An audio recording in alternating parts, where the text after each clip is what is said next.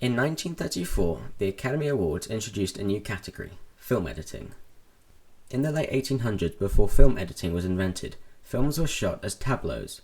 Tableaus were one long static shot. Motion in the shot was all that was needed to entertain the audience. For example, one of the first films just showed traffic moving on a city street. Another showed a train leaving a station. There was no narrative to the films, and they were roughly 1 minute long.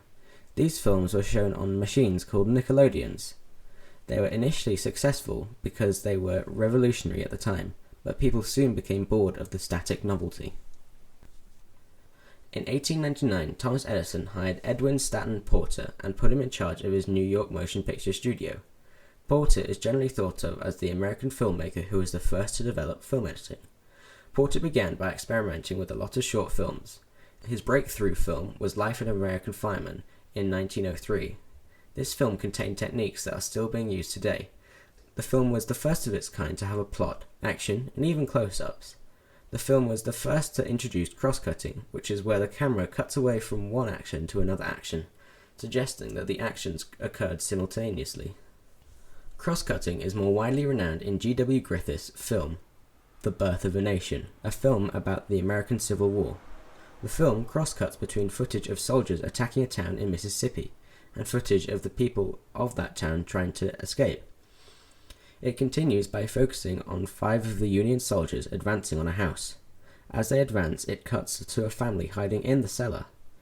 Cross-cutting is usually used to add suspense to the scene. It makes the audience wonder, will the family get caught or will they escape? Moving further on in the development of editing, in 1920, a Soviet filmmaker and film theorist, Vladimirovich Kuleshov, developed a process now called the Kuleshov effect.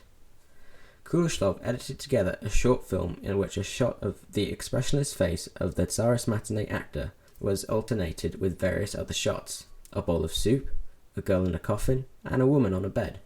After watching the film, the audience believed the expression of the actor's face changed each time it appeared. The different establishing shots had conditioned the audience to perceive an extra emotion.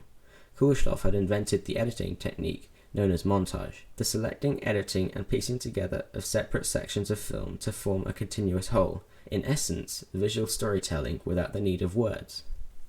Then, in 1925, a Soviet film director, Sergei Eisenstein, presented a dramatized version of the mutiny that had occurred in 1905 when the crew of the Russian battleship Potemkin had rebelled against their Tsarist officers. The editing of the battleship Potemkin took editing to the next level.